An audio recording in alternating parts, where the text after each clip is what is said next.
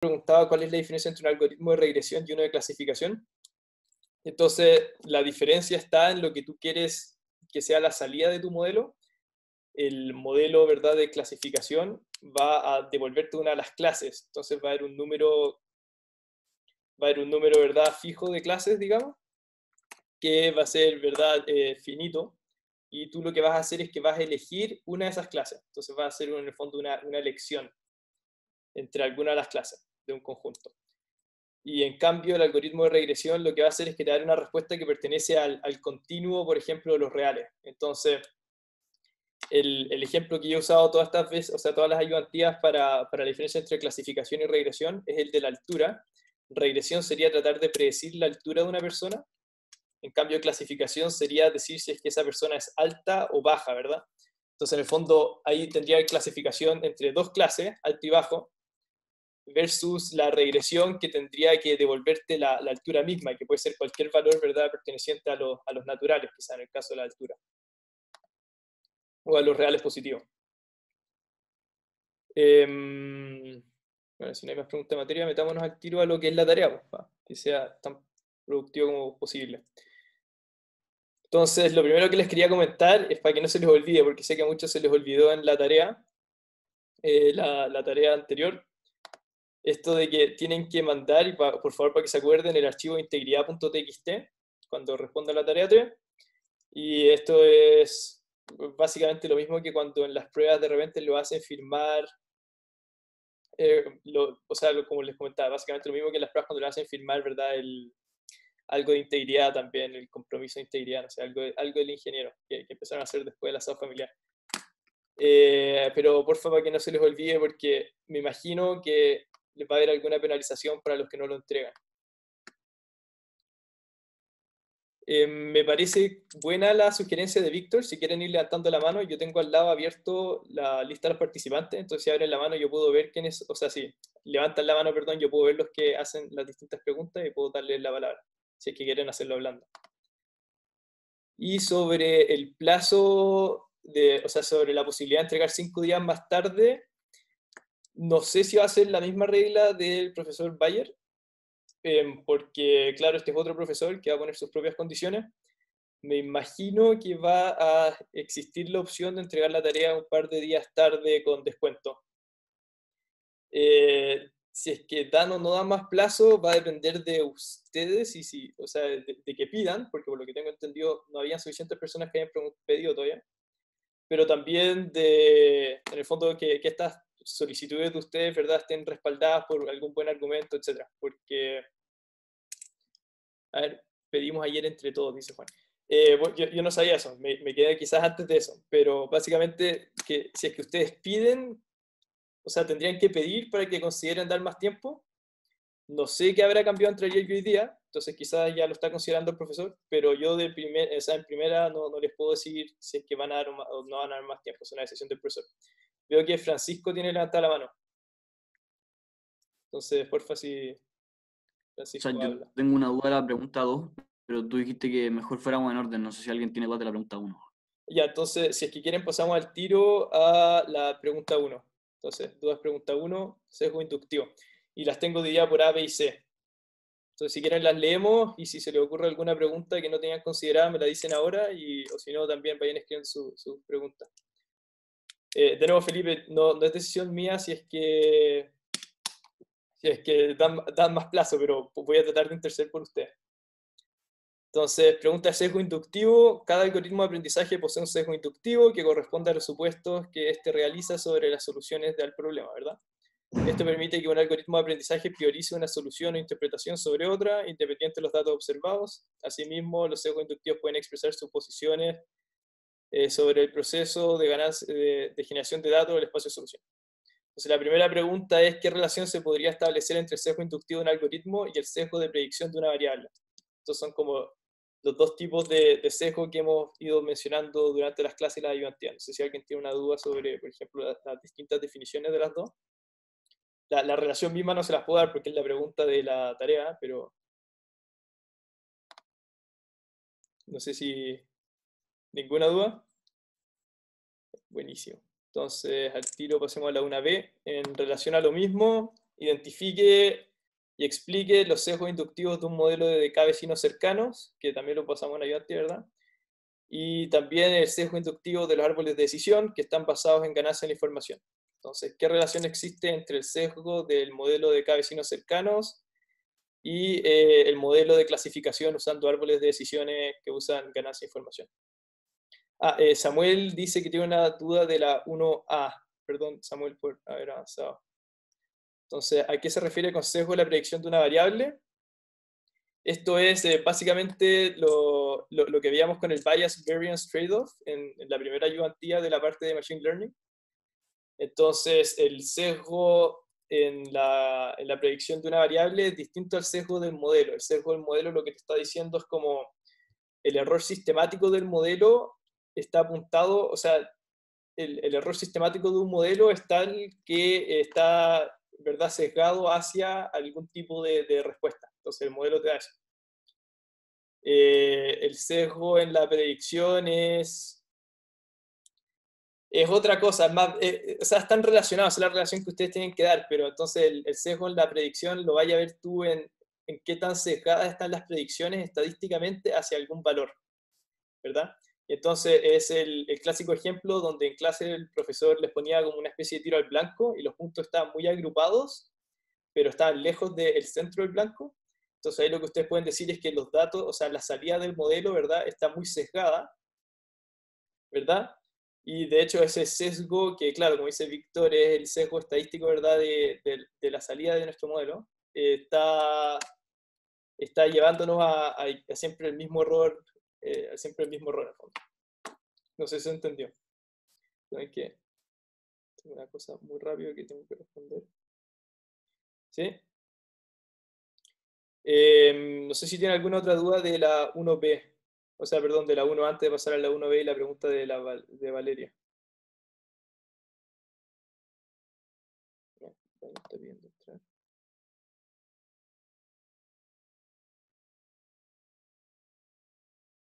¿No? 1A, ninguna. Ya, entonces 1B. Identifique y explique los sesgos inductivos del KNN y los árboles de decisión basados en ganancia de información. Entonces, ¿qué relación ven ustedes entre el sesgo inductivo que tiene el modelo de K vecinos cercanos y el sesgo inductivo que tiene el modelo de árbol de decisión? ¿Y cómo los relacionarían al fondo? Entonces, Valeria pregunta, no, perdón, te he dejado entrar acá. No entiendo cómo tengo que enfocar la comparación, o sea, específicamente cuando habla de clasificación o se hace en los nodos, tengo que fijarme lo que pasa a nivel del código. Ya, entonces, si es que tú encuentras alguna relación que valga la pena comentar, o sea, en el fondo, alguna relación que tenga sentido, ¿verdad?, decir, no decir que no hay ninguna relación en cada parte. Entonces, si es que tú, me explico mejor, si es que tú descubres que hay alguna relación, por ejemplo, como tú dices, a nivel de clasificación en los nodos, entonces, por favor, claro, enfoca tu pregunta en esa dirección. Entonces, lo que podría ser una relación entre la clasificación que se hace en los nodos del árbol y la clasificación en general que se hace en KNN, ¿verdad? Entonces, cualquier relación que tú encuentres que sea relevante, que obviamente no tiene que ser del modelo completo, puede ser de alguna parte del modelo. A nivel de código, no tendrían por qué revisar el código para hacer esa pregunta, básicamente porque el código va a ser una implementación quizás más eficiente nomás de lo que ustedes vieron en clase, pero el algoritmo que ustedes vieron en clase debe ser suficiente para responder la pregunta.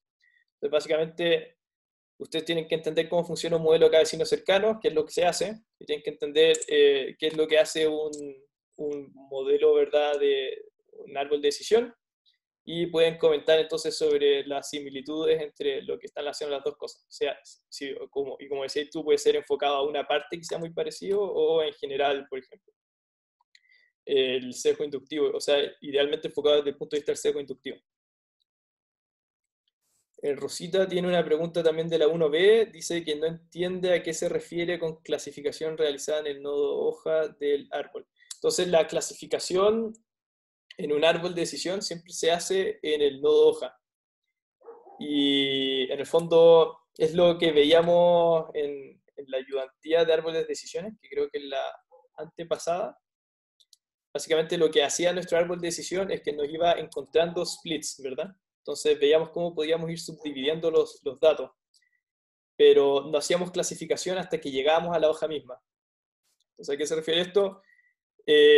Tú tienes el 100% de tus datos en el nodo raíz, ¿verdad? Y lo que uno busca es tratar de dividir los datos inteligentemente de manera de que vaya disminuyendo la entropía en los hijos de tu nodo. Entonces, a partir del nodo raíz, por ejemplo, yo divido, no sé, por la 40% por un lado, 60% para el otro, ¿verdad? En un split binario de un árbol. Y entonces después lo que hago es que idealmente los elementos, ¿verdad? Los 60 que quedaron en un lado, o sea, el 60% de los datos que quedaron en un lado y el 40% de los datos que quedaron al otro lado, van a tener menos entropía. Y después repito el proceso recursivamente hasta que en alguno de los splits la entropía sea tan baja que yo pueda hacer la clasificación. Entonces la clasificación misma la hago en el nodo hoja. Entonces finalmente cuando yo llego, ¿verdad? Cuando llego a un nodo que tiene entropía muy baja, entonces yo puedo afirmar con bastante confianza de que conozco la clase en el fondo predominante, por así ponerlo, en el nodo hoja. Entonces la clasificación es en el nodo hoja, ¿sí? Y entonces la distinción clave es que en el fondo lo que estamos haciendo en los splits iterativamente no es clasificar. La clasificación solo se hace al final. Lo que estamos haciendo entre medio es tratando de encontrar alguna forma de agrupar los datos para después poder clasificarlos en los nodos hoja, ¿sí? No sé si tiene alguna otra duda de la 1B.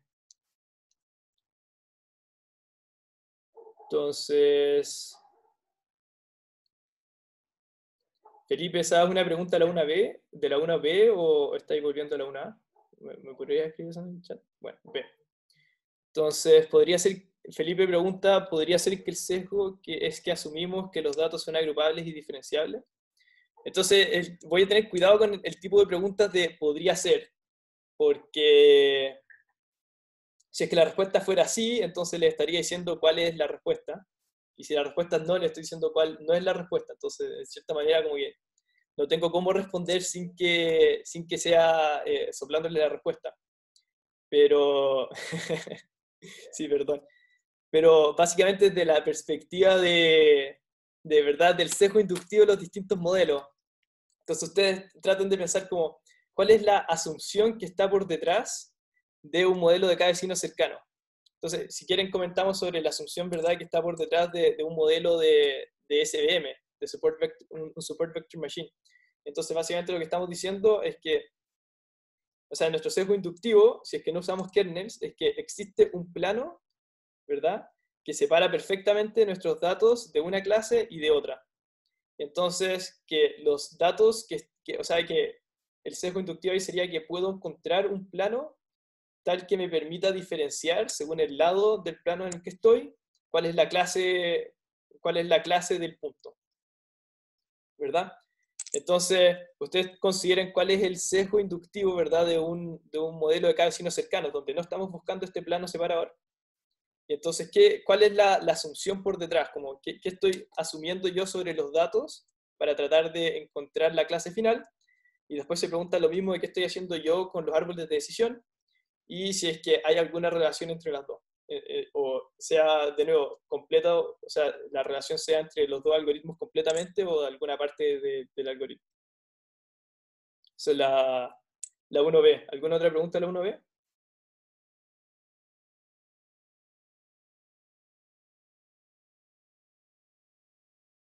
Parece que no. 1C entonces.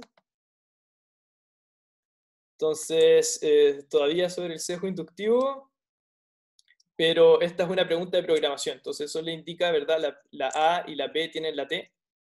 Parte con una T, que significa que son preguntas teóricas. Y después la C es una pregunta de programación. Entonces, les piden derechamente implementar un árbol de decisión, solo que en vez de hacer lo que uno comúnmente haría en un árbol de decisión, que es maximizar la ganancia de información, ustedes van a tener que minimizar la ganancia de información. Y entonces los datos que ustedes usen después para entrenar su árbol de decisión son los que ustedes quieran, ojalá algo que no sea trivial, ¿verdad? Y entonces después ustedes van a comparar, ¿verdad? El árbol que genera su algoritmo, si es que maximiza la ganancia de información, que sería el algoritmo tradicional ID3, y el árbol que ustedes acaban de implementar, que es el que minimiza. Y entonces, una vez que ya tienen hecho eso, lo que pueden hacer es empezar a comentar acerca del sesgo inductivo. Entonces, ¿cuál es el sesgo inductivo que le están ustedes dando al árbol cuando le piden que maximice la ganancia de información o cuando minimice la ganancia de información? Y qué diferencias van a haber en el árbol, ¿verdad? Entonces, básicamente comparar lo que sería un árbol de decisión que maximiza la ganancia de información con el árbol que minimiza la ganancia de información. Y bueno, para esto pueden utilizar, como dice ahí, hay una versión del árbol que programaron en clases, por lo que entiendo, y que ustedes pueden llegar y usar para basarse en eso.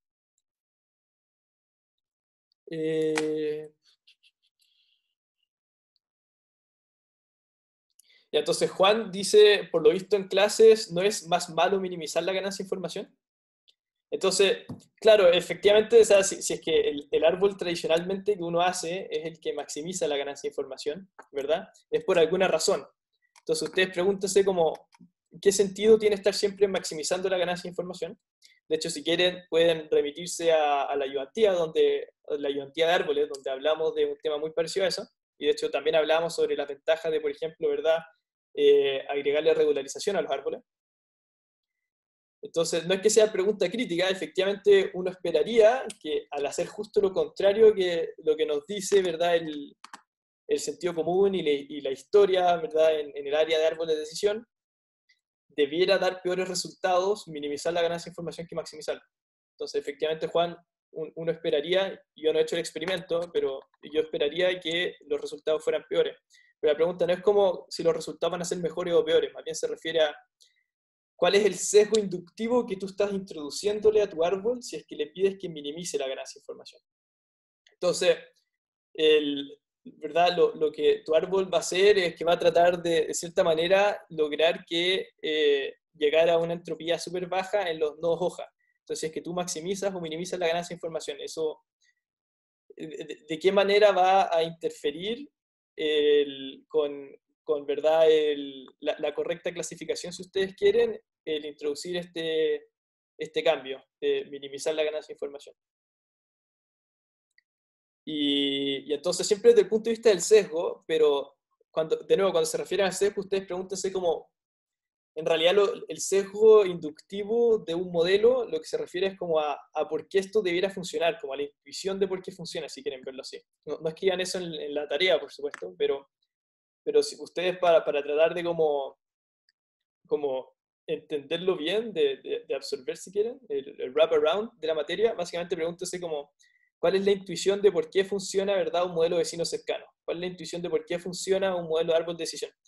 Y entonces, una vez que entienden por qué funciona, ¿verdad? Minimizar la ganancia, o sea, maximizar la ganancia de información, ustedes pueden opinar por qué debiera funcionar mejor o peor el maximizar o minimizar la ganancia de información, ¿verdad?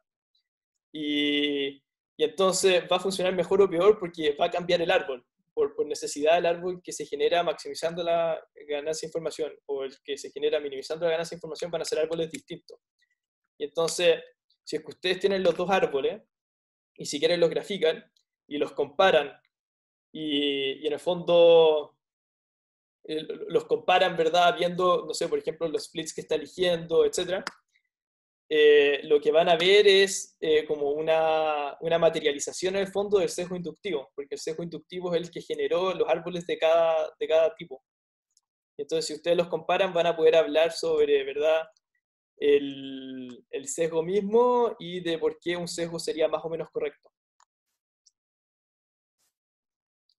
Entonces, Víctor dice, en una implementación tradicional, siempre para cuando todos los nodos de una hoja son de la misma clase. Entonces, acá el problema, la pillería de la pregunta que no le hiciste queriendo, pero bueno, es que ¿a qué te refieres con una implementación tradicional? Entonces, existe una serie de distintos algoritmos, ¿verdad?, que uno podría usar para árboles de decisión. De hecho, también hay combinaciones de árboles que uno puede hacer. En la ayudantía de árboles, por ejemplo, vimos cómo podíamos combinar árboles muy, muy simples, ¿verdad?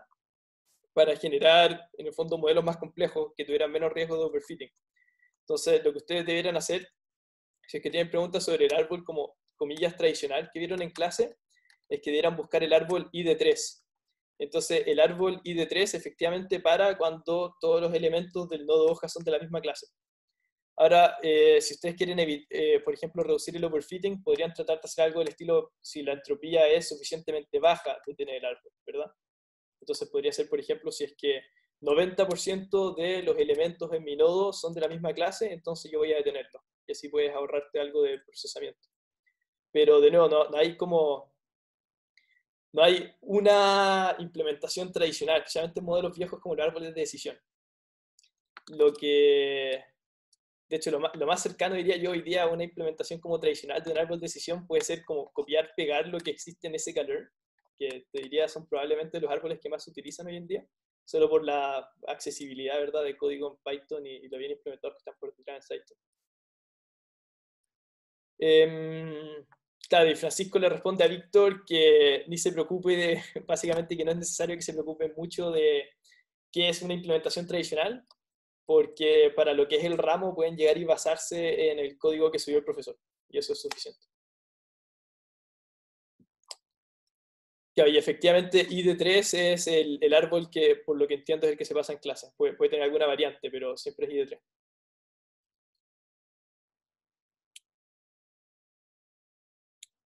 Ah, bueno, eh, parece que me confundí yo en algo que les dije, no en la materia, sino que sobre quién le había respondido a quién. Pero parece que con eso quedó bien respondida la pregunta. No veo ninguna mano levantada. Lucas, muy rápido, lo que estamos haciendo es estamos avanzando preguntas una a la vez, entonces estamos en la 1C y hicimos las preguntas de la A y de la B, todavía no llegamos al dataset, por lo mismo. El dataset creo que es la pregunta 3. Francisco, veo que levantaste la mano de nuevo, entonces, adelante. Ah, no, la levanté por la de la punto A. Ah, ya, buenísimo, entonces, no es problema. No sé si quieren mandarme otra pregunta por el chat o levantando la mano de la pregunta 1 o si no pasemos a la pregunta 2. Se les doy un segundo. Ok, pasemos a la pregunta 2. Entonces, duda pregunta 2, hay un título.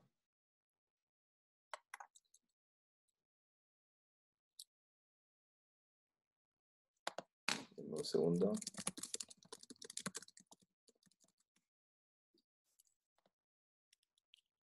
Una pregunta por interno. Ya, dudas pregunta 2. Entonces, la pregunta 1 era de Sejo, ¿verdad? Que de hecho le había comentado que es algo que le gusta mucho preguntar al profesor Hans. Esta otra pregunta es sobre complejidad y sobre entrenamiento. Entonces, obviamente relacionado porque es toda la misma materia, pero desde otro enfoque. Entonces, básicamente, les dicen que la complejidad de un modelo de aprendizaje tiene relación directa con el rendimiento que puede obtener el set de entrenamiento, pero que tengan cuidado porque si es demasiado complejo el modelo, entonces va a terminar disminuyendo su poder de generalización debido al sobreentrenamiento. Entonces eso es algo que normalmente se ve en un gráfico de Bias Variance Trade-off, ¿verdad? Como el que les acabo de poner en pantalla, que aparece en la pregunta 2b, el de la izquierda.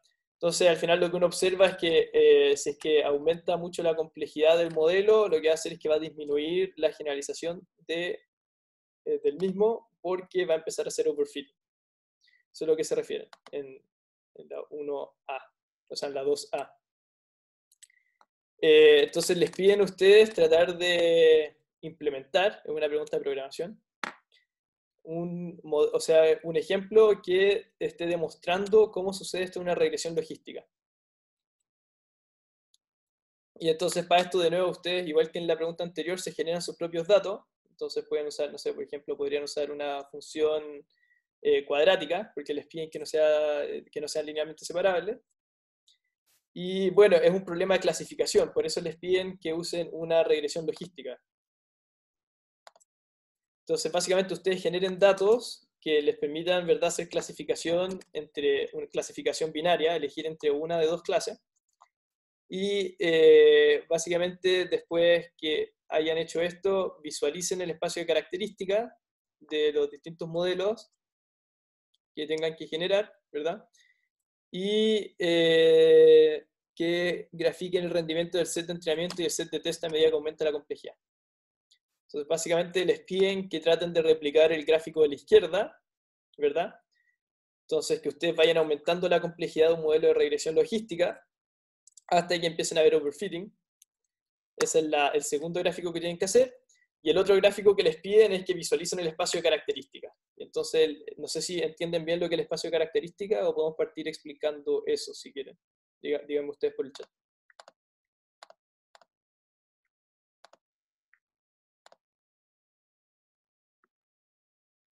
Ya, Rosita pide que lo expliquemos. Ok, entonces, básicamente y no sé si tengo un buen ejemplo de esto. A ver, voy a tratar de avanzar en las diapositivas. Entonces, esto de acá sería un gráfico del espacio de características si es que tenemos dos características, ¿verdad? Entonces, una de las cosas que podemos observar es que los puntos de la clase blanca, ¿verdad?, tienden a tener un mayor x1 y un menor x2. Y en cambio los de la clase negra tienen un mayor x2 y un menor x1. Entonces lo que ustedes les piden, cuando les piden visualizar el espacio de características, es hacer un gráfico del estilo de este, donde uno pueda, ¿verdad?, visualizar las distintas características. Ahora el problema es que en la pregunta 2A, como van a tener que ir aumentando la complejidad mediante, ¿verdad?, como sale ahí, polinomios de mayor grado,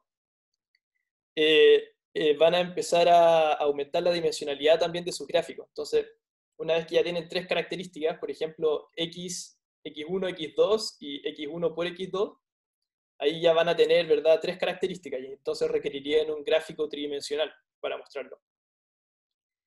Y después se agregan, ¿verdad?, por ejemplo, x1 al cuadrado y x2 al cuadrado, ya tienen 5 características. Entonces, cuando les piden ahí que hagan, ¿verdad?, que visualicen el espacio de características, entonces lo que van a tener que hacer es que van a tener que agarrar cada uno de sus puntos, ¿verdad?, el x1, el x2, por ejemplo, lo van a tener que mapear a el nuevo espacio, ¿verdad? Entonces, por ejemplo, al espacio polinomial con todos los polinomios de grado 1, o sea, perdón, todos los polinomios de grado 2, 3, 5, lo que sea, y para graficarlo ustedes van a tener que usar algo que se llama reducción de dimensionalidad probablemente, y no sé si eso lo vieron en clase o si quieren lo comentamos también muy rápido, pero me imagino que a eso se refiere la pregunta. De hecho, si quieren lo confirmo muy rápido, a ver.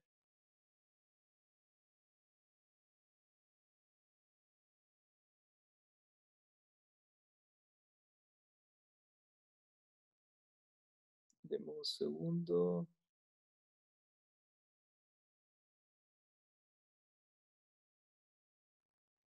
Claro. Entonces, Juan, tú dices que solo vieron un gráfico de reducción de dimensionalidad. ¿A eso te refieres?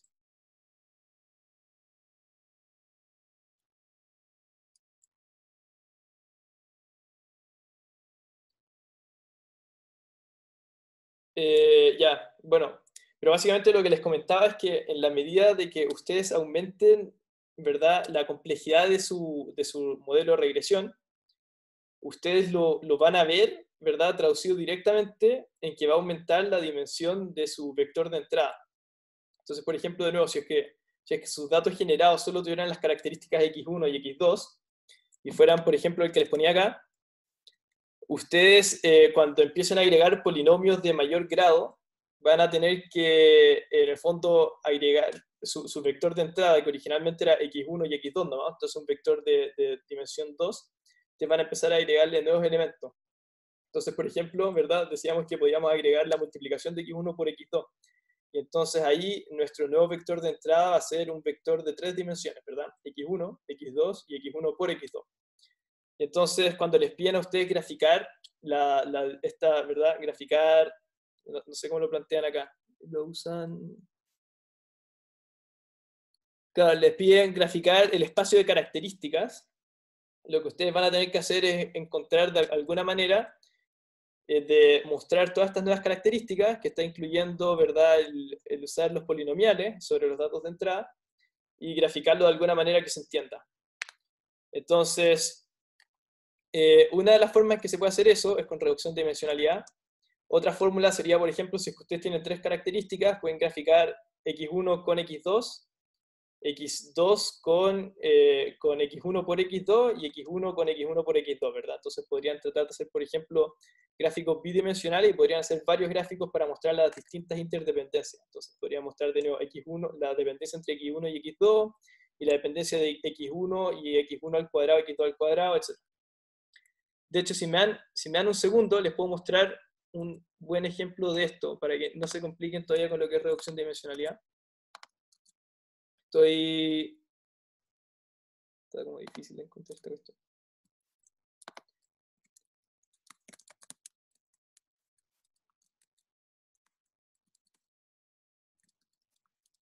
Entonces la ayudantía 4 tenía un buen ejemplo.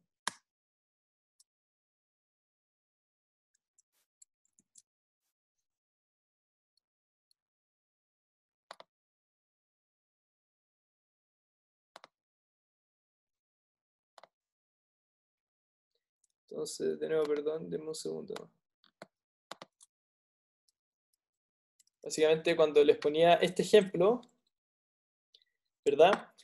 Acá tenemos la característica de x1 y x2, ¿verdad? En los ejes x e y.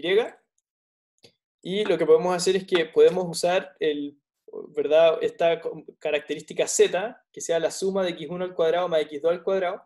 Entonces ahora cuando graficamos el espacio de características, cuando graficamos dos de los elementos del espacio de características, que son z y x, vemos que sí son linealmente separables.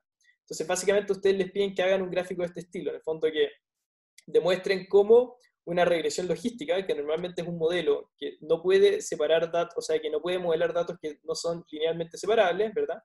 Por ejemplo, una regresión logística solo con las características x e y no puede modelar los datos que están a la izquierda.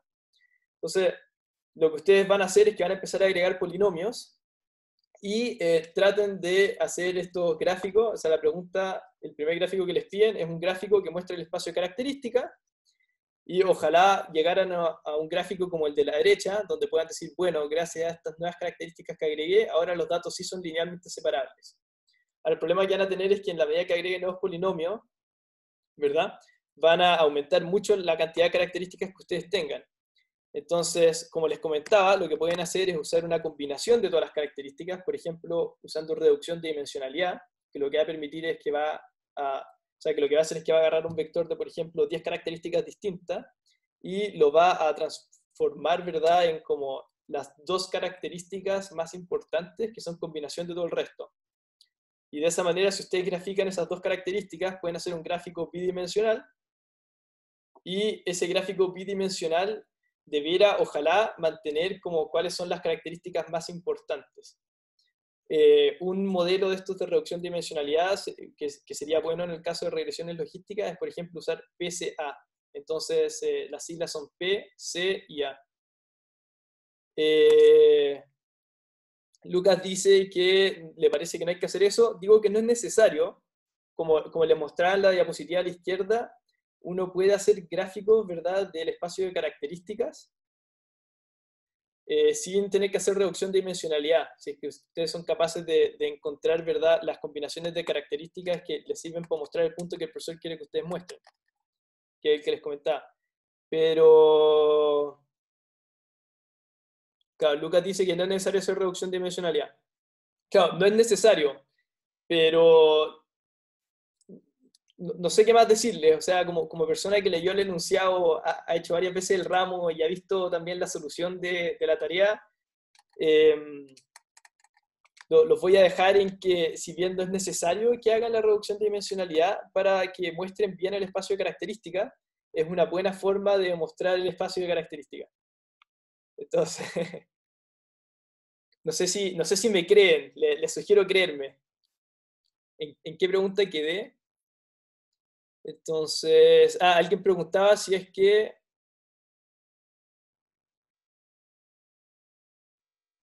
Ya, entonces cuando Juan dice que el profesor mostró un gráfico donde se intentaba mantener las distancias entre los datos para reducir la dimensionalidad, eso es una técnica de reducción o sea, de dimensión ¿verdad?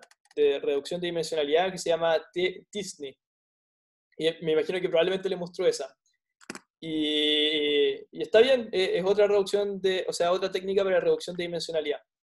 Que el problema que tiene quizás para esta tarea es que no es determinista y que es bastante sensible a unos parámetros que son imposibles de entender, o sea, al menos para mí, no sé, quizá algún día alguien me los logre explicar, pero básicamente no les recomiendo a ustedes tratar de entender bien cómo funciona Disney.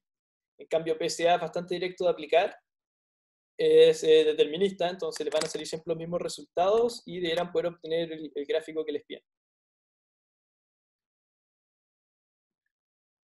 Entonces, Javier pregunta qué es mejor, una base de datos con muchas características o tener pocas e ir aumentándolas con ecuaciones polinomiales.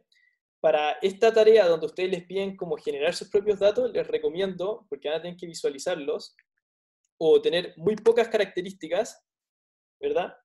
Y ustedes las van aumentando con polinomiales para poder hacer gráficos como el que les ponía acá a la izquierda, ¿verdad?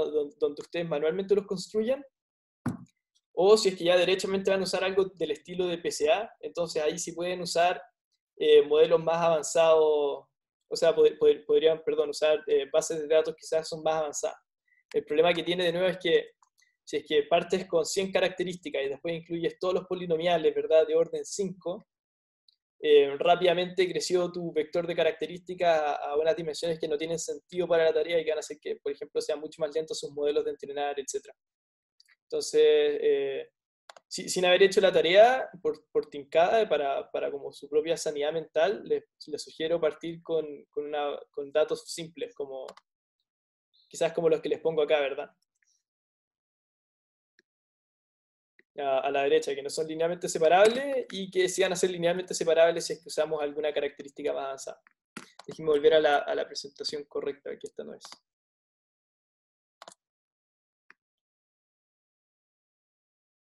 Me atrasé un poco en las preguntas.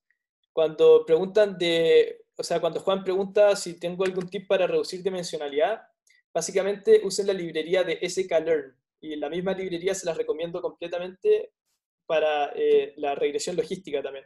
Son implementaciones muy fáciles de usar. O sea, el énfasis en el muy fácil no es para tratar de insultar a nadie, sino que en serio son 3 líneas de código quizás para entrenar una regresión logística y son las mismas 3 líneas de código para hacer la reducción de dimensionalidad. O sea, ustedes van a inicializar un objeto de clase PSA, creo, y le van a pasar sus datos y la cosa le va a devolver los datos con reducción de dimensionalidad.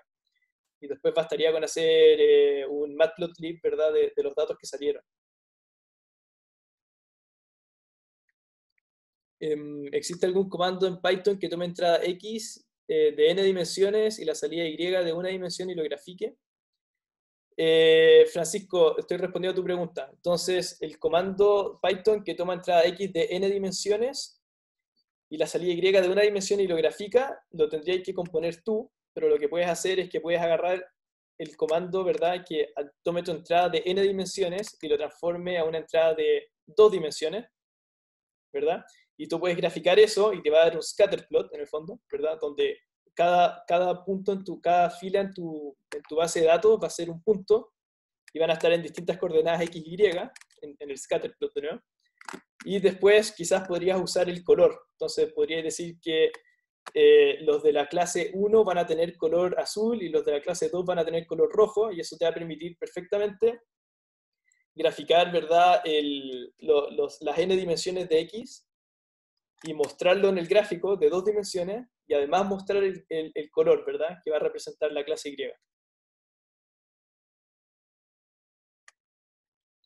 Lucas preguntaba cómo puede levantar la mano. En participantes, creo que se llama. Yo lo tengo en inglés, entonces me sale participants. Pero feliz de que levanten la mano y podemos discutir quién sabe más de la tarea, el ayudante que leyó el enunciado y la solución o el alumno. asumo que era en broma. ¿Pasamos a la 2B o pasamos o tiene alguna otra pregunta de la 2A? Ok, Lucas, pregunta, por favor. Ya, mira, era con respecto a los sets de datos, ya que estaba probando con Make Circles, otro que hace lunas y uno que es Make Classification. Esos eran como los datasets que estaba probando, ¿ya? Pero resulta que al ir aumentando la complejidad con polinomios más grandes, después ya no es capaz de converger el método, ¿cachai? Claro. Y no puedo como alcanzar bueno, el set de test alcanza como, no sé, punta 95% de rendimiento. Y no alcanzo a bajar más el rendimiento en el set de, ¿cómo se llama? Set de test. O sea, No alcanzo a básicamente bajar el a problema hacer que tienes es gráfico. que no hay un polinomio suficientemente alto tal que haga Claro. overfitting. No, ¿Eso? no, no. Y tampoco puedo subir más el grado de complejidad porque no, el método ya después no converge. Entonces necesito escoger un buen set de datos para poder seguir subiendo. Claro, eso va a ¿Se ser un entiende? problema, efectivamente. Sí, eso. He perdido harto tiempo tratando de encontrar un buen conjunto de datos. Cuando, no sé, llego como al grado 20, pero no logro seguir mejorando o empeorando el rendimiento. Oye, por curiosidad, ¿qué modelo estás usando? O sea, de ese calor en regresión logística. Sí, regresión logística y... no, el Polinomial. polynomial features. No, Claro. Oye, ¿y sí, la regresión no, no. logística es como logistic regression? O porque hay varias implementaciones en ese calor de regresión logística. Ah, ya.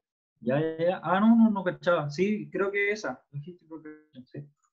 Le puse hartas iteraciones, como, no sé, 10 millones, una cuestión así, pero igual no da para más. Ya, o sea, para evitar que el resto tenga el mismo problema, ojo con que, claro, traten de usar la regresión logística en la versión vainilla, ¿verdad? O sea, la versión típica, la que vieron en clases nomás. Y procuren que cuando la usen, por ejemplo la sklearn, que no haya regularización. Entonces, si es que ustedes usan regularización, lo que va a pasar es que por mucho que ustedes agreguen, ¿verdad?, polinomios de grado 50, va a preferir no utilizarlos. Entonces traten de, en verdad, y claro, las librerías están pensadas para ojalá evitar el overfitting, pero traten de ustedes, ¿verdad? En la pregunta esta, que la idea es lograr el overfitting, traten de usar datos que sean fácilmente overfiteables y de configurar sus modelos también para que hagan overfitting. Víctor está sugiriendo que utilicen los mismos gráficos de la clase de regresión logística, pero cambiando los datos para que no sean linealmente separables.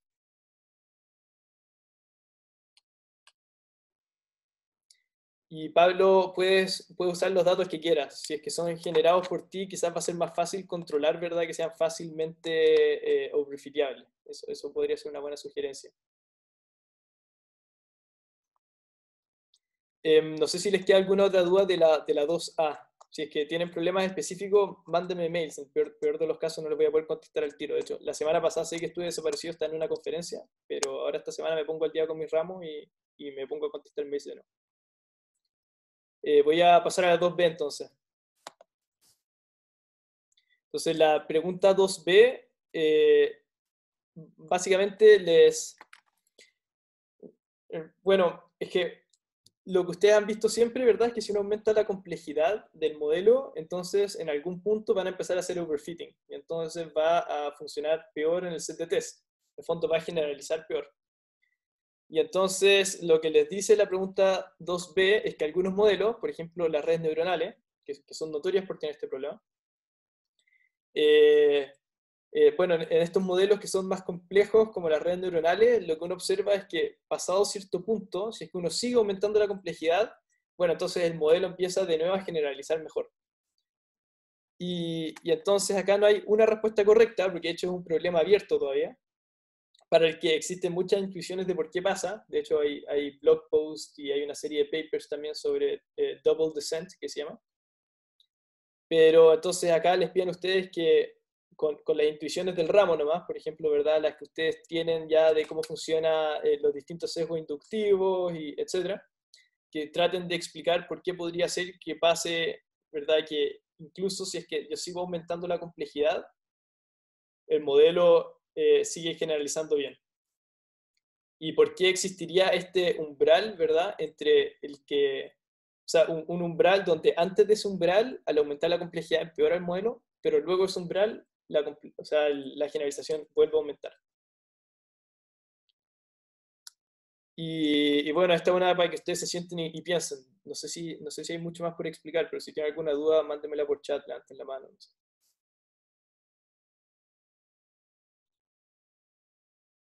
Pero de nuevo, lo de la izquierda es lo que ustedes están acostumbrados a que pase, ¿verdad? Por ejemplo, con un modelo de regresión.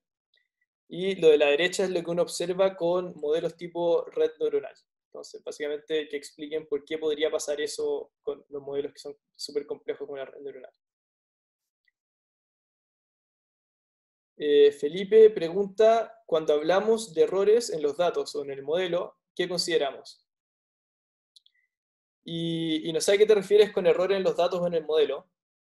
Me imagino que en estos gráficos.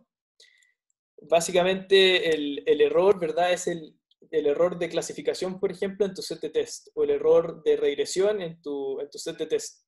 Entonces, por ejemplo, ¿verdad? Si es que tú entrenaste con, no sé, imagínate que de nuevo el tema de predecir la altura, un problema de regresión. Entonces, si tú entrenaste con 3 cursos de un colegio, ¿verdad? No sé, el A, B y el C, después tú puedes evaluar con el 4.º curso del mismo colegio, el D. Entonces, al evaluar con el T, tú vas a evaluar con datos que el modelo no vio en entrenamiento, y entonces eso te permite obtener un error en test, ¿verdad? Y el error, por ejemplo, en un problema de regresión puede ser el error cuadrático medio, que es básicamente ¿verdad? La desviación entre lo que predijo tu modelo y la altura ¿verdad? Y lo que debiera haber dicho. Entonces, por ejemplo, si es que el modelo dijo que Juanito iba a medir 1,50 m y Juanito terminó midiendo 1,40 m, bueno, entonces la diferencia entre los dos al cuadrado es el error cuadrático medio. Pero hay muchas formas de cuantificar el error que son, ¿verdad?, distintas, y algunas son más válidas para algunos problemas que otros. Entonces, por ejemplo, los problemas de clasificación, uno tiende a usar, ¿verdad?, métricas de error distintas a el error de este estilo. Y se podría usar, por ejemplo, la precisión. Entonces, ¿cuántas veces adivinó la categoría correcta en un problema de clasificación, ¿verdad?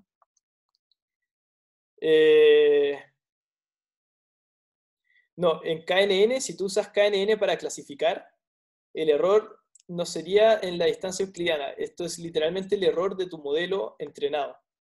Esto es respondiendo a Juan, que pregunta si es que en KNN el error sería la distancia euclidiana.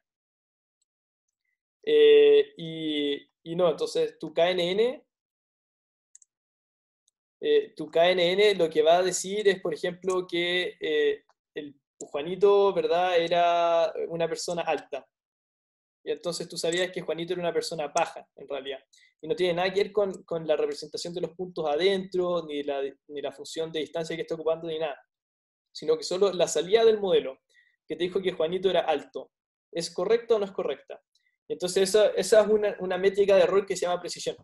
Entonces, lo que nos está diciendo el gráfico ahí es que normalmente cuando uno tiene un modelo más complejo, el modelo es mejor para clasificar. Entonces le empieza, comillas, a achuntar más. Y ese achuntar más va a depender del problema. Entonces, de nuevo, si es que ustedes están considerando el problema de regresión, el que le achunta más a un valor numérico es el que está más cerca del valor numérico. Y si ustedes consideran un problema de clasificación, el que le achunta más a la clase es el que dice más veces la clase correcta.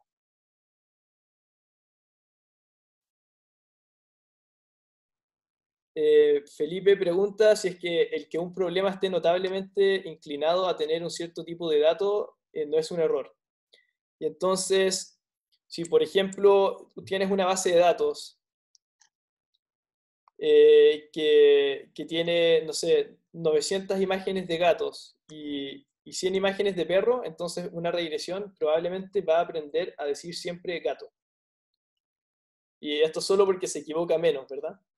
Entonces, una fuente de error, ¿verdad?, en la clasificación de perro va a ser el sesgo que tú le estás introduciendo al modelo al pasarle esos datos que están tan sesgados hacia el gato. Pero el error el error mismo va a ser cuántas veces le achuntó a la clase gato. O sea, cuántas veces dijo la clase gato cuando la clase real era la clase perro, ¿sí? Entonces, el error es básicamente qué tan bien anduvo la precisión del modelo. Y va a depender, ¿verdad?, de distintas cosas. Va a depender, por ejemplo, del modelo que ustedes eligieron, de los datos que usaron, etc. De la complejidad del modelo, porque pueden comparar dos redes neuronales, pero que una sí haga overfitting y la otra no, porque una tenía mucho más parámetros que la otra. El punto es, ¿cómo se explican ustedes, en esta pregunta, ¿verdad? ¿Cómo se explican ustedes que primero empiece a disminuir la precisión, o sea, empiece a aumentar el error, ¿verdad? Que los modelos se vuelvan peores cuando aumenta la complejidad, eso es el gráfico a la izquierda. Entonces, que expliquen eso. Y luego, ¿por qué, pasado cierto punto, este error podría empezar a disminuir de nuevo? ¿Verdad? Y esto en el contexto de modelos muy complejos como redes neuronales. Entonces, por favor, cuando lo enfoquen, no lo enfoquen desde la perspectiva de una regresión, ¿verdad? Sino que consideren que el modelo es un modelo muy, muy complejo, y entonces que quizás la complejidad del modelo tendría, ¿verdad?, algo que ver con este problema del double descent. No sé si les queda alguna otra duda. Esto es una pregunta de pensar, ¿verdad? Sí, para prepararse para la pregunta, claro, entiendan bien los gráficos, entiendan, ¿verdad?, lo que está pasando en el gráfico de la izquierda y por qué pasa, y con eso ya tienen, ¿verdad?, no sé, me imagino yo, la mitad del puntaje, porque habrían explicado bien el modelo de la izquierda, y después consideren el gráfico de la derecha y traten de imaginarse por qué al aumentar la complejidad podría de nuevo empezar a disminuir el error. Entonces está claro por qué al principio disminuye el error cuando aumenta la complejidad. Esto es porque necesitamos un modelo un poco más complejo para modelar los datos, ¿verdad? Entonces por eso los dos al principio, cuando aumenta la complejidad, disminuye el error. Después, entre medio, algo está pasando con la complejidad, y ustedes expliquen eso. Y pasado cierto punto, empieza a jugar otro factor. Entonces, ¿cuál creen ustedes que podría ser este otro factor? Y de nuevo, es una respuesta que no, o sea, es una pregunta para la que no hay una sola respuesta correcta, así que básicamente traten de imaginarse ustedes por qué podría pasar eso. Voy a pasar a la siguiente pregunta, entonces. Ya parece que nadie tiene un problema con eso. Demos un segundo.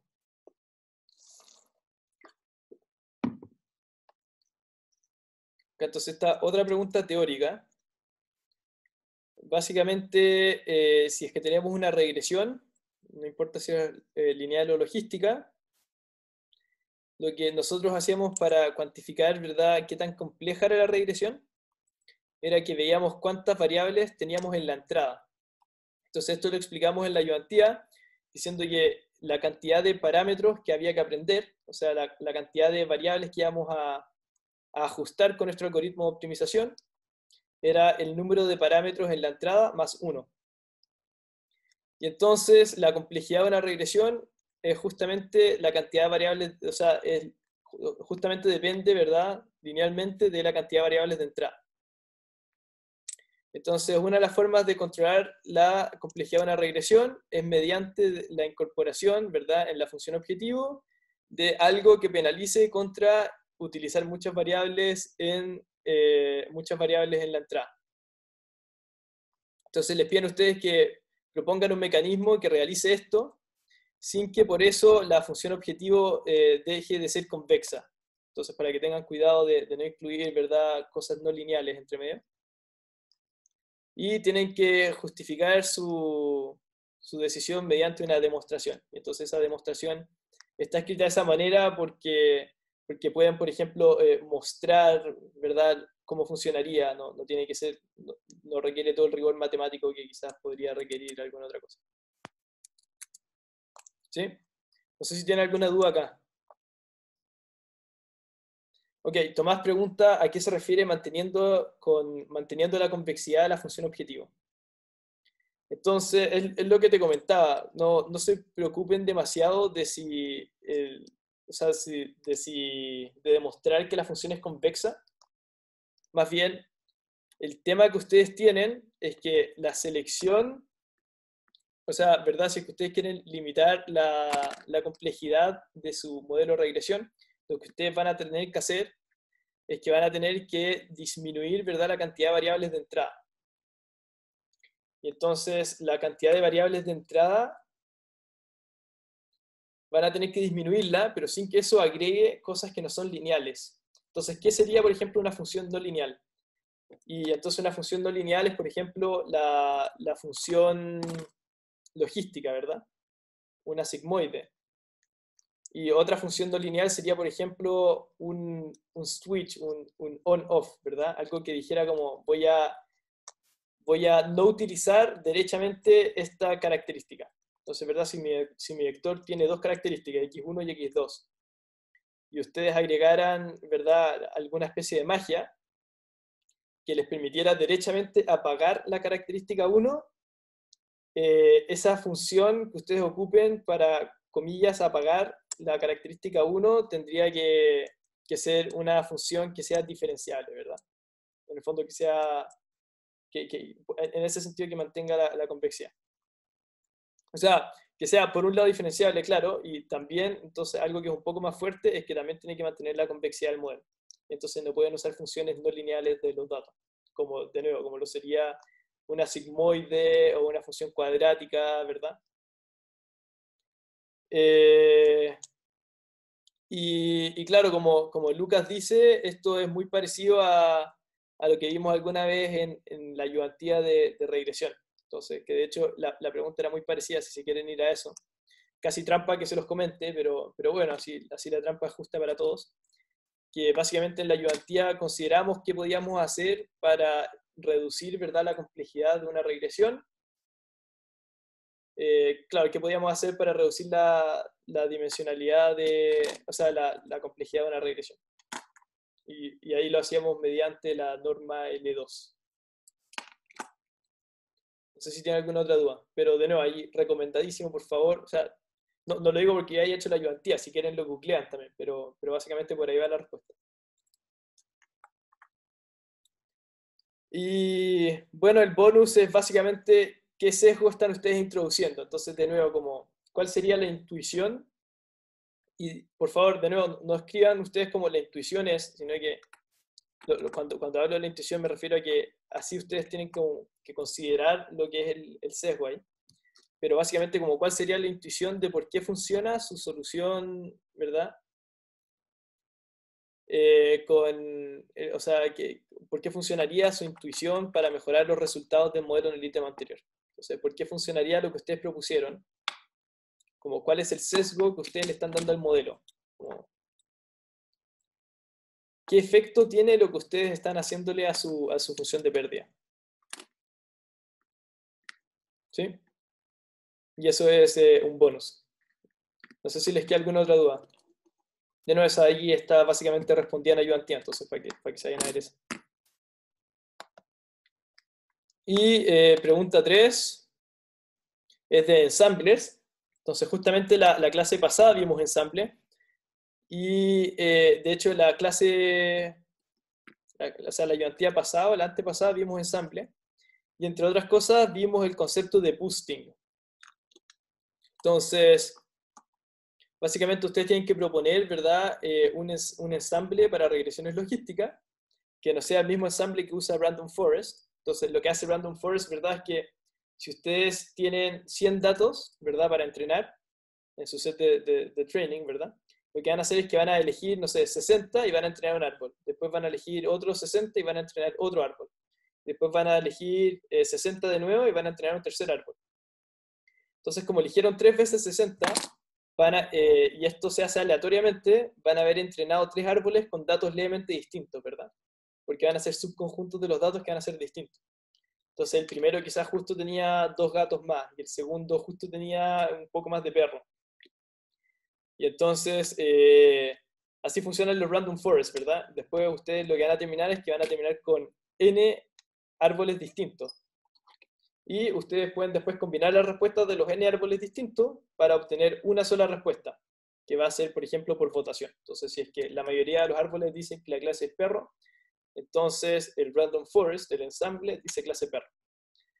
Entonces a ustedes les piden en la pregunta 3A que propongan un ensamble que tenga sentido, ¿verdad?, aplicarse para regresiones logísticas, pero que no sea el mismo de Random Forest. O sea, básicamente hagan ustedes un ensamble, pero que no sea este ensamble o sea, que no sea esto mismo de entrenar con datos distintos y después combinar los distintos modelos. Y en vez de eso, lo que pueden hacer, por ejemplo, es utilizar, ¿verdad?, ensambles que sean del estilo de, o sea, que utilicen una técnica que se llama boosting.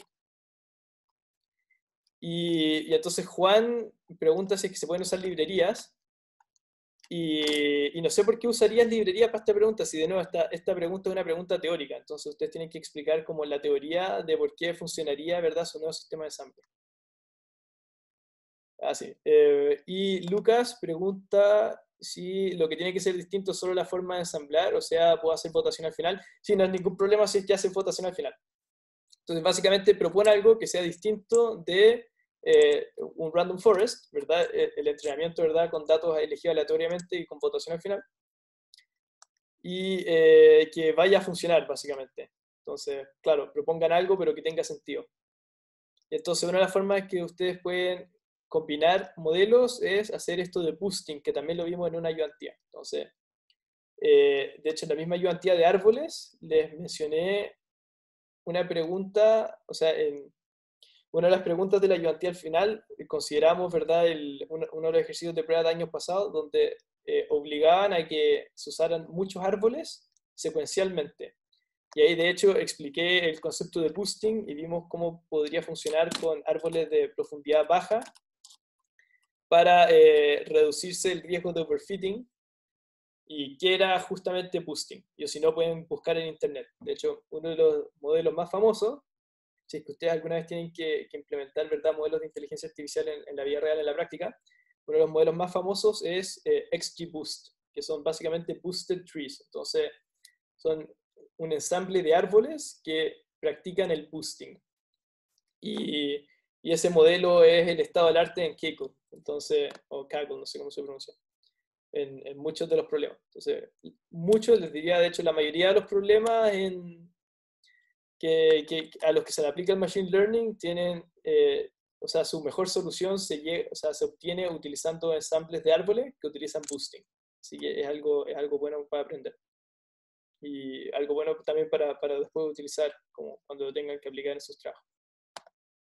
No sé si les queda alguna otra duda, si no paso a la 3B y después, si es que alcanzamos, podemos hacer un repaso de SVM y hablar de Soft Margin SVM y ejercicios de eso. ¿No? Ya, pues, entonces, la 3B. Ah, perdón, Tomás, tienes una pregunta. No sé si de la 3B o la 3A.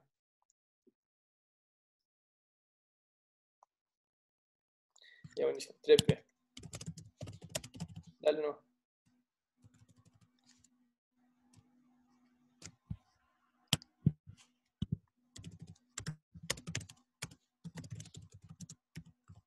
Ok, mientras tanto la leo. Entonces, implementa ensambles de regresiones logísticas utilizando metodologías distintas. Entonces, ¿verdad? Implementar, esto ha sido una pregunta práctica, ensambles de regresiones logísticas, y hay que usar dos metodologías distintas. Entonces, la primera va a ser utilizando el algoritmo para construir Random Forest, entonces lo que acabo de explicar, ¿verdad? Usan distintos datos y después hacen votación. Y la segunda metodología que ustedes van a usar es la que ustedes propusieron en el 3A. Entonces, ahora sí, Juan, puedes utilizar librerías para lo que tú querías en el 3A. Ahora, compare el rendimiento de estos ensambles y el de una regresión logística con características polinomiales. Entonces, hacen estos dos ensambles, ¿verdad? Los comparan entre sí, y después también pueden agarrar una regresión logística y utilicen características polinomiales. Y una vez que ya tienen todo eso, pueden usar los datos, ¿verdad? O sea, tienen que usar los datos de verdad, esos que están disponibles en el sitio del curso. Y básicamente comparen los tres modelos distintos, ¿verdad? El ensamble tipo Random Forest, el ensamble tipo lo que ustedes propusieron y la regresión logística con polinomiales, y vean cuál les funciona mejor. No sé si hay algo más que decir ahí en esa pregunta. Así que, Tomás, ¿cuál era tu pregunta? ¿Me escucháis? Sí, perfecto. No, que cómo aplicar bien los árboles de los random forest a la regresión. O sea, básicamente elegimos, es que estaba complicado porque, por ejemplo, no hay que hacer split y no hay como una forma de mejorar el algoritmo. Entonces, de hecho, ahora lo apliqué con 12 modelos, 12 regresiones logísticas, y la accuracy va entre 0.3 y 0.7. Porque Claro, como que agarra valores al azar. Pero lo que hice es literal agarrar valores random, después atributos random también y crear los modelos. Dentro de cada año creo 3, por ejemplo, ya, por ahora. no entiendo cuál es la pregunta, entonces. Obviamente la precisión de los modelos es aleatoria si es que los datos son aleatorios, ¿no? Sí, por eso, pero ¿en qué me debería preocupar al hacer el ejercicio? Y entonces, cuando que hayan o no hayan splits, no debiera, no hacer una limitante para cómo funcione, para cómo funcionan los random forest. Entonces, de hecho, a ver, tengo algo que podemos usar acá para probar. Si me dan un segundo.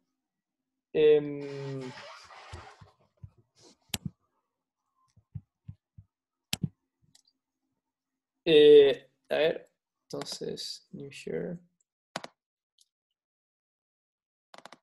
Confírmeme si ven mi iPad.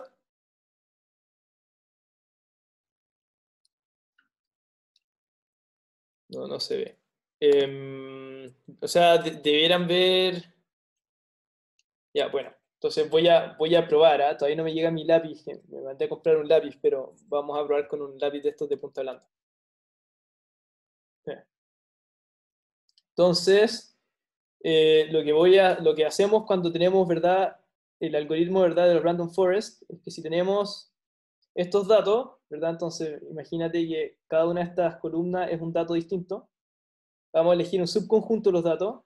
Entonces, quizás elegimos los primeros 50 y usamos estos para entrenar un modelo. Entonces, estoy dibujando random forest, entonces vamos a entrenar un árbol. Y después vamos a elegir estos otros datos de acá y vamos a usar esos para entrenar otro modelo. Entonces, que quizás va a ser un árbol que va a ser distinto. Entonces, este de acá, de verdad, tiene menos profundidad. Y después podemos usar quizás solo las columnas que están pintadas en negro, ¿verdad? Porque no tienen por qué elegirse secuencialmente, pero vamos a elegir solo estas columnas para entrenar un tercer modelo, que va a ser, ¿verdad? Este otro árbol que también va a ser distinto a los primeros dos. Entonces, la razón por la que funciona este tipo de ensamble es que como entrenamos con datos distintos, ¿verdad? El primero vio solo estos datos de acá, el segundo vio solo estos datos de acá, y el tercero vio solo los datos que están pintados en negro, los modelos resultantes van a ser levemente distintos. Y eso funciona igual de bien si es que se ocupa una regresión logística o si se ocupan árboles. O sea, igual de bien, digo, conceptualmente. Entonces, lo que ustedes van a hacer ahora para su regresión logística es que van a cambiar simplemente los árboles de abajo, y lo que van a hacer es que tienen que elegir, ¿verdad?, distintos subconjuntos de los datos. Entonces, acá ustedes van a entrenar su regresión logística. Y acá van a entrenar su otra regresión logística, que quizás va a estar centrada en 0. Y acá van a entrenar una tercera regresión logística. Y después lo que ustedes pueden hacer es que van a ver si es que el modelo está clasificando la clase 1 o si está diciendo la clase 0. Y este de acá si está diciendo la clase 1 o la clase 0. Y este de acá si está diciendo la clase 1 o la clase 0. Y los ponen a votar. Entonces digamos que el primero dice la clase 1, el segundo dice la clase 1 y el tercero dice la clase 0. Bueno, esto de acá vamos a decir que por mayoría, ¿verdad?, se eligió la clase 1. Entonces, eso es lo que ustedes tienen que hacer. Tienen que, ¿verdad?, aplicar, denme un segundo, tienen que aplicar el algoritmo de Random Forest, esto de elegir 3 subconjuntos, o sea, n subconjuntos distintos de datos, y entrenar entonces n modelos distintos, y combinar, ¿verdad?, por votación las salidas de los de los n modelos distintos, pero en vez de usar árboles, que es lo que se ocuparía normalmente en un random forest, tienen que ocupar regresiones logísticas. Entonces eso es para implementar, a eso se refieren con el algoritmo para construir random forest.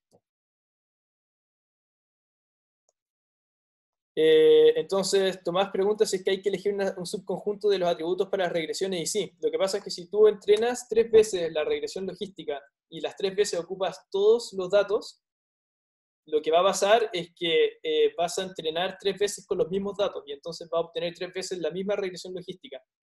Entonces, no tiene sentido hacer que voten, porque siempre van a decir lo mismo. La idea es entrenar 3 regresiones logísticas, en el caso del dibujo, o no sé, n regresiones logísticas, que tengan leves variaciones. Entonces, ojalá los errores que aprendan cada uno, ¿verdad? El error que aprende la primera regresión, el error que aprende la segunda, el error que aprende la tercera, etc., se cancelen entre sí. Entonces, que tengan distintos errores y lo que se mantenga después de la votación sea lo que es común a los 3, que es la distribución de los datos original, y que lo que se elimine después de combinar los 3 modelos por la votación sea lo que no era propio de la distribución de los datos, sino que era accesorio, ¿verdad? Que sería, por ejemplo, el overfitting. Entonces sí hay que elegir un subconjunto de atributos.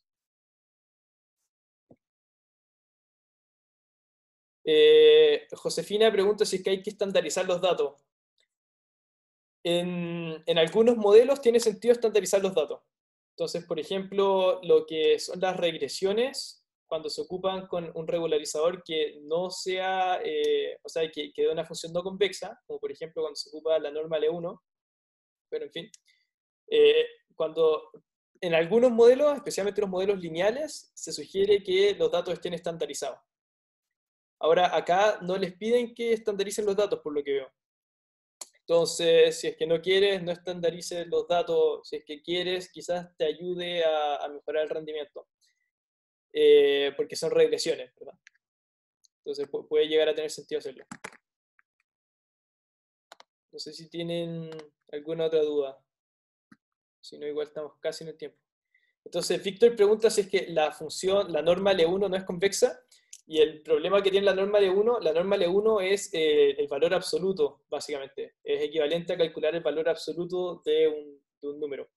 Entonces, el valor absoluto, como tiene esta no diferenciabilidad, ¿verdad?, en torno al 0, te da una función que no es convexa, por lo que entiendo. En realidad, si es que tú usas norma, o sea, la norma L1 es una no linealidad, ¿verdad? Y eso debiera, por lo general, darte una función que no es convexa. Pero bueno, acá quizás habría que hablar con un analista matemático que podría quizás explicarme por qué estoy mal. En principio te diría que no es convexa la función con la norma L1. Al menos no tiene un único mínimo global, sino que vas a tener que utilizar algún algoritmo, ¿verdad?, secuencial para tratar de encontrar mínimos locales y ojalá el mínimo global, pero no tiene un único mínimo. Sí, Lucas, no, estamos hablando de la norma L1, el valor absoluto, básicamente.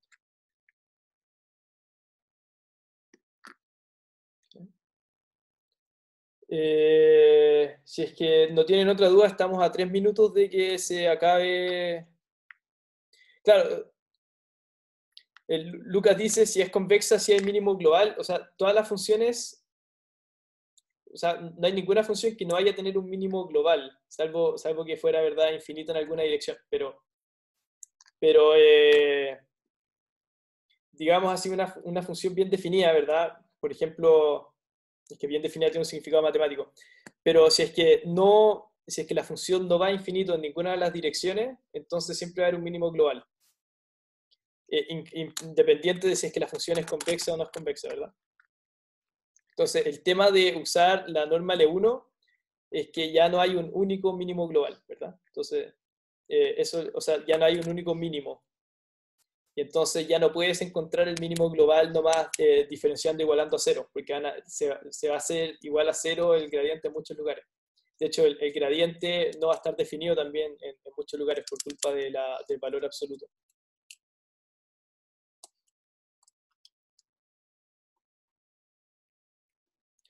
No estoy tan seguro de lo que estás diciendo, Lucas, pero puedo estar equivocado. Veo que tienes la mano levantada, así que por favor dale, ¿no?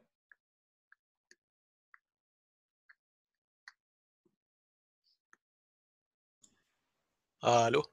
Sí, te escucho. No soy ese Lucas en tu caso. Ah, ok, perdón. No, está bien. Tengo una pregunta, pero del dataset. Ok, no lo he revisado, pero si me lo explicas quizás lo entiendo mejor. Ya, es que lo que pasa es que todos los datos tienen un NaN en alguno de sus atributos, algunos features. Entonces lo que está pensando es qué es lo que hago con eso. ¿Lo reemplazo?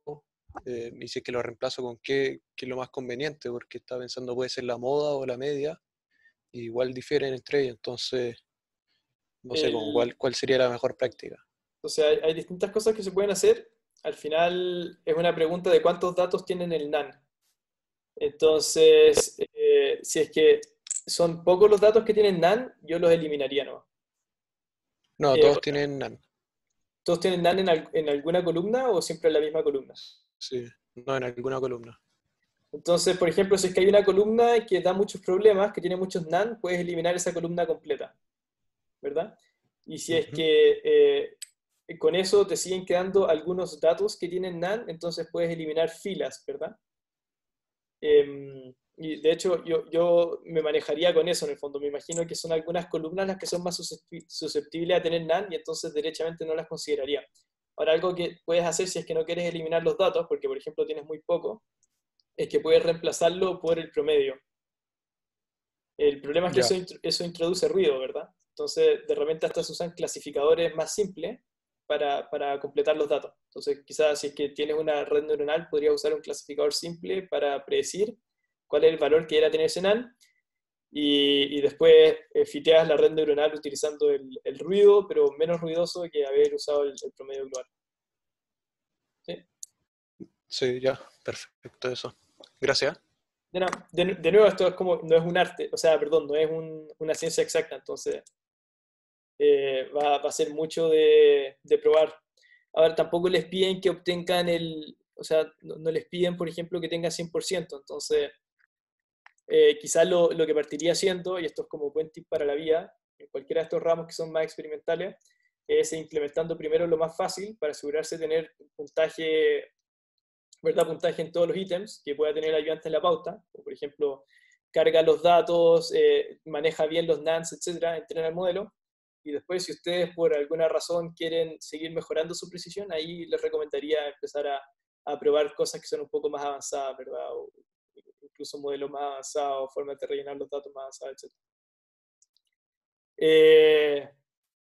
Oye, Lucas, yo en verdad no sé demasiado de regresiones, entonces no me atrevo o sea, Lucas, Andrés, entonces no me atrevo a discutírtelo. Si es que tienes razón, bacán, porque es algo que es de matemática que nunca he visto, entonces esto es respondiendo a Lucas que me está prometiendo que hay un único mínimo, así que lo voy a googlear de todas maneras, me interesa aprender más de eso, pero no me atrevo a decir que, o sea, no me atrevo a confirmar lo que tú estás diciendo porque no estoy seguro de que sea así y no te conozco, entonces, pero yo te creo.